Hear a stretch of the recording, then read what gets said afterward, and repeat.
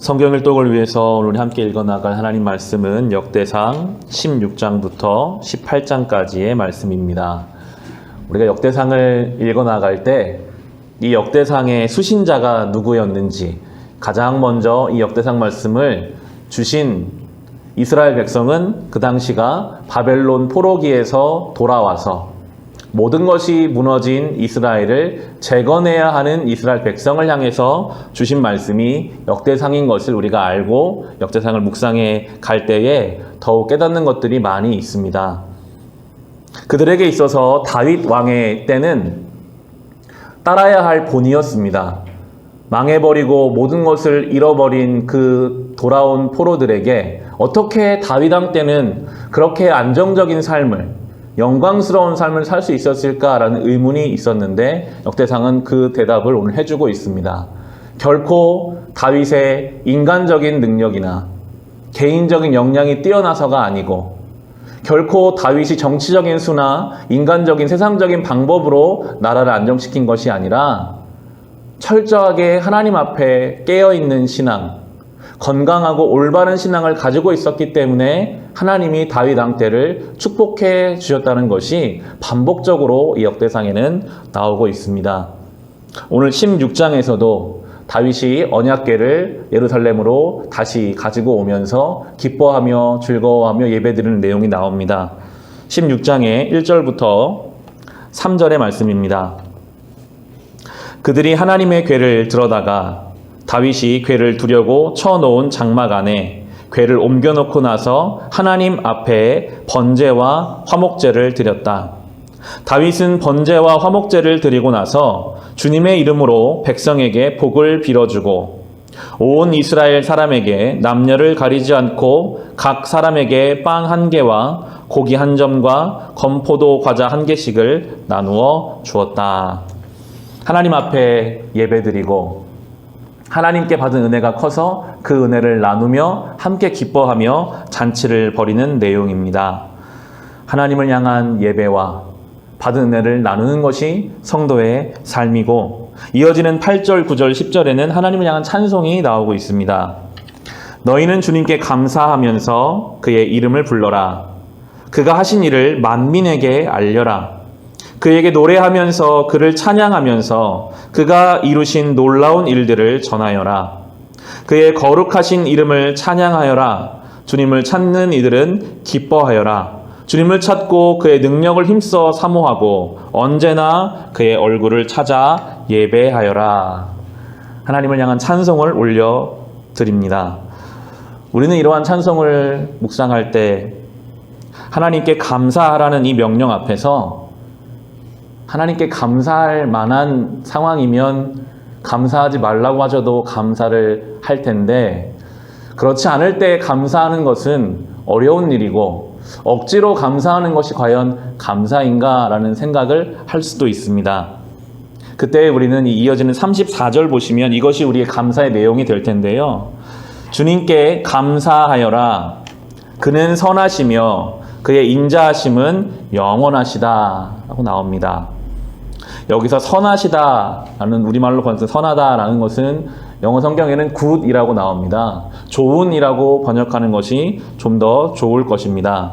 우리가 어떻게 주님께 감사할 수 있는가? 하나님은 우리를 향해 좋은 방향으로 인도하시는 분이심을 믿을 때 우리는 감사할 수 있습니다. 우리가 살펴본 것처럼 다윗의 삶에는 안 좋은 일들이 참 많았습니다. 그의 인생을 괴롭히는 대적들도 많았고 그의 가정에도 어려운 일들이 많이 있었습니다. 그런데 오늘 다윗은 그럼에도 하나님은 선하시다. 돌아보니 그 삶의 문제와 어려움까지도 사용하셔서 가장 좋은 방향으로 나를 인도하시는 분이 하나님이시라는 믿음이 있을 때 다윗은 감사를 올려드립니다. 이 상황까지도 주님을 사용하셔서 때로 나를 겸손하게 하셨고 그 상황의 어려움 때문에 나는 주님 앞에 나올 수 있었기 때문에 돌아보니 주님은 선하신 분이었고 하나님의 인자하심을 찬송합니다. 정말 주님이 나를 향해 참아주지 않으셨으면 당장이라도 나를 치셨을 텐데 나를 향해 참아주시고 인자하신 그 하나님을 그 선하심과 인자하심이 단기간이 아니라 영원하다는 것을 믿는 사람은 주님께 감사할 수밖에 없습니다. 우리의 삶을 이러한 관점으로 살아갈 때 우리도 주님을 감사하게 됩니다. 모든 상황을 통해서 가장 좋은 곳으로 우리를 이끌어 가실 주님이라는 믿음이 우리 안에 있을 때 주님께 감사하게 되고, 정말 주님 앞에 부끄러운 믿음, 부끄러운 삶이었음에도 나를 참아주시고 인자하신 그 주님의 인자하심이 영원하다고 믿을 때 올려드리는 그 감사, 그것이 우리의 삶에 있을 때에 우리는 주님께 감사하면서 만민에게 그것을 알리는 존재가 될 것입니다. 다윗은 이 하나님께 감사하는 마음으로 이어지는 17장에서 성전 짓기를 원합니다. 다윗은 어느 정도 살만해졌거든요. 사울도 없고 왕이 됐고 삶이 안정되어서 성전을 짓고 싶어 했지만 하나님은 성전을 짓지 말라고 나단 선지자를 통해서 말씀하십니다. 다윗은 힘이 있었기 때문에 자기 마음대로 성전을 지었어도 되었지만, 참 놀라운 것은 다윗은 하나님이 성전을 짓지 말라고 하시면 짓지 않았습니다. 이것이 다윗의 순전한 신앙의 모습입니다. 내가 하고 싶은 것, 내 생각에 이렇게 하면 하나님이 기뻐하시겠지, 이렇게 하면 되겠지라고 하는 것이 있다고 할지라도 주님께서 멈추라고 하시는 것을 민감하게 들을 수 있고, 그 말씀에 순종하는 이 다윗을 하나님은 기뻐하고 계십니다. 그리고 이어지는 18장에서 이제 다윗의 승리가 기록되어 있습니다. 18장 1절에 그 뒤에 다윗이 블레셋 사람을 쳐서 그들을 굴복시켰다. 그래서 그는 블레셋 사람의 손에서 가드와 그 주변 마을을 빼앗았다. 다윗이 블레셋을 완전히 굴복시켰습니다. 사무엘 상부터 계속해서 이스라엘을 괴롭혔던 것이 블레셋입니다. 사울 왕은 결국 이 블레셋의 문제를 해결하지 못하고 블레셋에 의해서 죽었습니다. 인간적인 역량을 본다면 다윗이 사울보다 뛰어났다고 볼 수 없습니다. 그런데 사울은 평생 해결하지 못한 이 블레셋의 문제를 다윗은 완전히 해결합니다. 어떻게 해결할 수 있었는가가 18장 6절 하반부와 13절 하반부에 똑같은 구절이 반복되고 있는데요. 18장 6절 하반부에 다윗이 어느 곳으로 출전하든지 주님께서 그에게 승리를 안겨주셨다.